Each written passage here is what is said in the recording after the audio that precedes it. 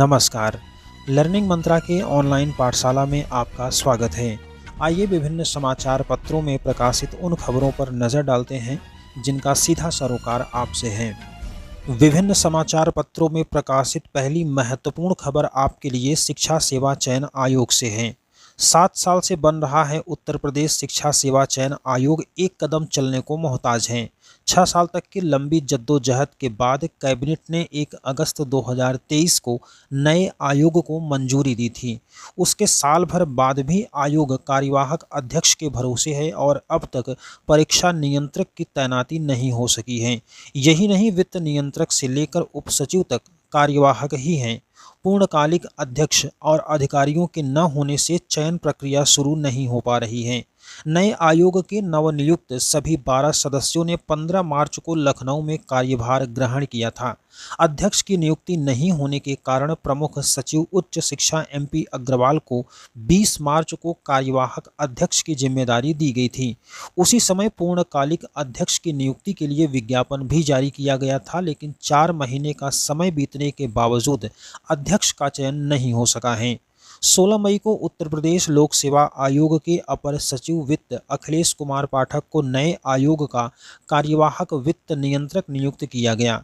वैसे तो आयोग में उपसचिव के 4 पद हैं, लेकिन वर्तमान में एकमात्र कार्यवाहक उपसचिव की ही तैनाती है।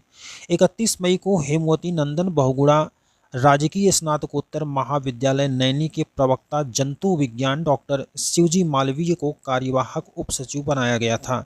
सचिव मनोज कुमार ने भी 18 जुलाई से कार्यभार ग्रहण किया है। आपको बताते चले, वैसे तो नए आयोग की नियमावली को मंजूरी मिल चुकी है, लेकिन कामकाज शुरू करने के लिए औपचारिक रूप से प्रक्रिया कार्य संचालन नियमावली को मंजूरी मिलने का इंतजार है। शासन से मंजूरी मिलने के बाद ही चयन प्रक्रिया शुरू होगी। इसके चलते सहायता प्राप्त महाविद्यालयों में 1017 असिस्टेंट प्रोफेसर के साथ ही TGT PGT के 4000 से अधिक रिक्त पदों पर भर्ती शुरू नहीं हो पा रही है। अगली सूचना 69,000 शिक्षक भर्ती से संबंधित है। मुख्यमंत्री योगी आदित्यनाथ ने 69,000 सहायक शिक्षक भर्ती प्रकरण में नई मेरिट लिस्ट बनाने का फैसला किया है। मुख्यमंत्री ने इस प्रकरण में बेसिक शिक्षा विभाग को सर्वोच्च न्यायालय के अवलोकन और इलाहाबाद उच्च न्यायालय की लखनऊ खंडपीठ के निर्णय के अनुसार कार्यवाही करने का निर्देश दिया है। हाईकोर्ट ने हाल ही में 69,000 शिक्षक भर्ती की चयन सूची निरस्त करते हुए 3 महीने के अंदर नई मेरिट लिस्ट बनाने का आदेश दिया था। मुख्यमंत्री ने ये भी निर्देश दिए हैं कि किसी भी शिक्षक के साथ अन्याय नहीं किया जाए। मुख्यमंत्री ने रविवार को इस मामले में अपने सरकारी आवास पर एक उच्च स्तरीय बैठक की। इस अहम बैठक पर अभ्यर्थियों के अलावा सभी दलों की नज़रें लगी हुई थी। इससे पहले हाईकोर्ट की लखनऊ खंडपीठ ने 69,000 सहायक शिक्षक भर्ती परीक्षा 2019 की 1 जून 2020 को जारी चयन सूची और 6800 अभ्यर्थी की 5 जनवरी 2022 की चयन सूची को दरकिनार करके नए सिरे से चयन सूची बनाने के आदेश दिए थे। शिक्षा में सहायक अध्यापक के 69,000 पदों पर भर्ती के मामले में प्रदेश सरकार ने भले ही हाईकोर्ट के आदेश का पालन करने का फैसला ले लिया है, लेकिन अनारक्षित वर्ग के अभ्यर्थी इस आदेश के खिलाफ सर्वोच्च न्यायालय जा सकते हैं। वे फैसले के खिलाफ सर्वोच्च न्यायालय में अपील करने के विकल्प पर विधिक राय ले रहे हैं। अनारक्षित वर्ग के अभ्यर्थी हाईकोर्ट की लखनऊ खंडपीठ के फैसले से प्रभावित हो सकते हैं। एक अनुमान के मुताबिक नई मेरिट लिस्ट बनाए जाने पर 6 से 7,000 सहायक अध्यापकों की नौकरी खतरे में पड़ सकती है। अगली सूचना है UPSC में सीधी भर्ती से संबंधित। मंत्रालयों में महत्वपूर्ण पदों पर लेटरल एंट्री से भर्ती करने पर राहुल गांधी, अखिलेश यादव, लालू प्रसाद समेत विपक्षी नेताओं ने केंद्र सरकार पर हमला बोला।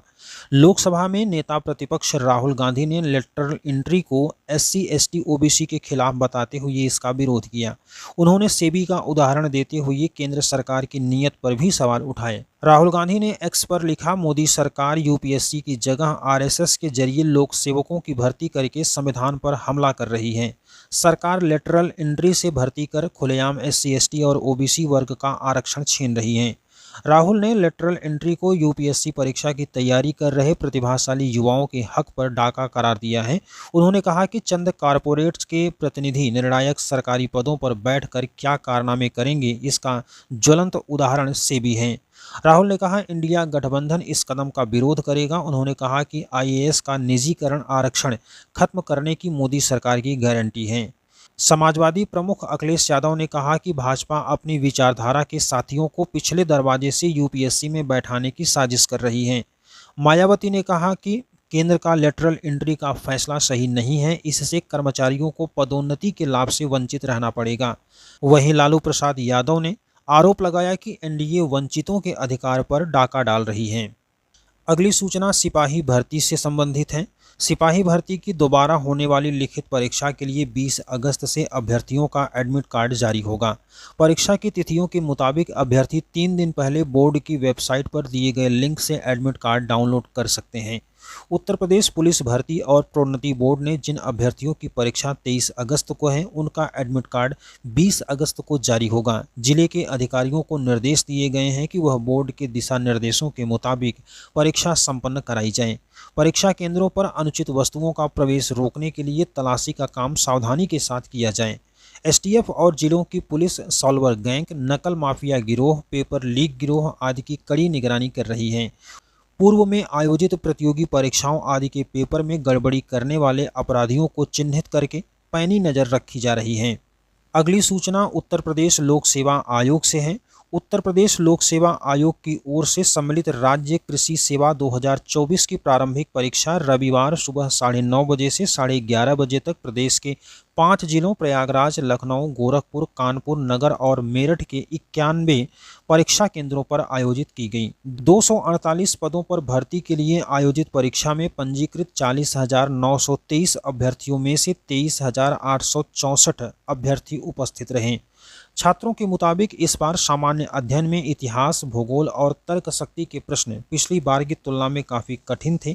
कृषि से जुड़े प्रश्न भी पिछली बार की तुलना में सामान्य से थोड़ा उच्च स्तर के होने के कारण इस बार प्रारंभिक परीक्षा की मेरिट थोड़ा ज़्यादा जाने की संभावना है। परीक्षा में सामान्य अध्ययन के 40 और 80 प्रश्न, कृषि से संबंधित कुल 120 प्रश्न पूछे गए थे।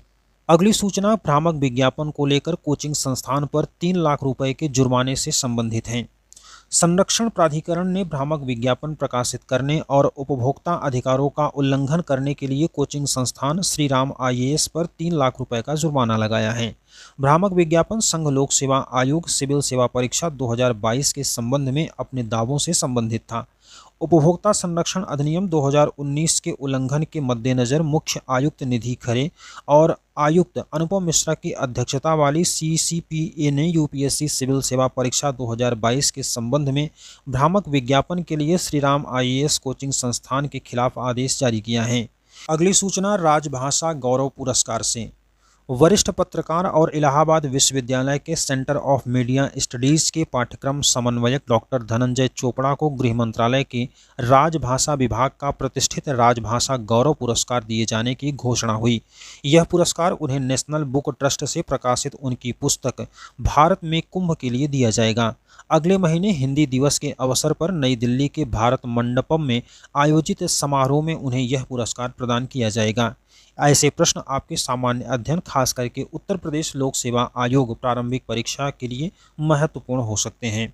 डॉक्टर चोपड़ा की अब तक 17 पुस्तकें प्रकाशित हो चुकी हैं। उन्होंने 6 पुस्तकों का अनुवाद और कई पत्रिकाओं का संपादन भी किया है। उन्हें पूर्व में भारत सरकार के सूचना और प्रसारण मंत्रालय का भारतेंदु हरिश्चंद्र पुरस्कार, उत्तर प्रदेश हिंदी संस्थान का बाबूराव विष्णु पराड़कर और धर्मवीर भारती पुरस्कार, राष्ट्रीय मानव अधिकार आयोग का महात्मा गांधी हिंदी लेखन पुरस्कार, विज्ञान परिषद का शताब्दी सम्मान, हिंदी साहित्य सम्मेलन का सम्मेलन सम्मान के साथ कई पुरस्कार और सम्मान प्राप्त हो चुके हैं।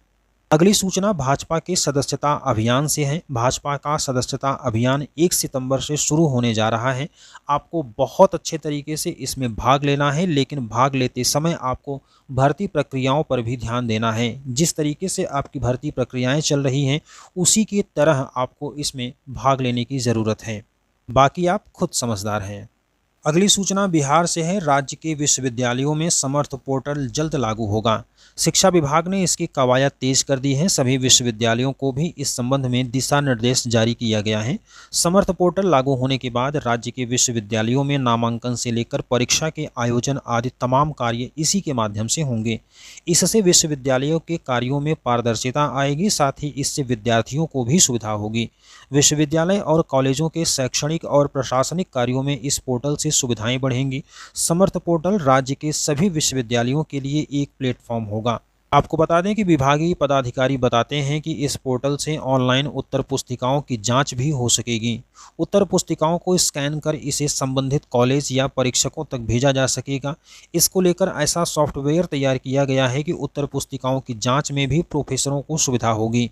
उत्तर पुस्तिकाओं में प्रोफेसर जैसे जैसे विभिन्न प्रश्नों के उत्तर के लिए अंक देंगे, अंत में स्वतः सबका जोड़ सामने दिखने लगेगा। उत्तर पुस्तिकाओं का रिकॉर्ड भी पोर्टल पर बना रहेगा।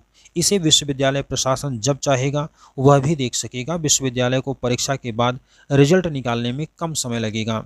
और इसी के साथ विभिन्न समाचार पत्रों में प्रकाशित खबरों का सिलसिला समाप्त हुआ, जिनका सीधा सरोकार आपसे है। वीडियो अच्छा लगा हो तो लाइक करिएगा, चैनल को सब्सक्राइब कीजिए ताकि ऐसी ही जानकारी आपको समय पर मिलती रहे। जय हिंद।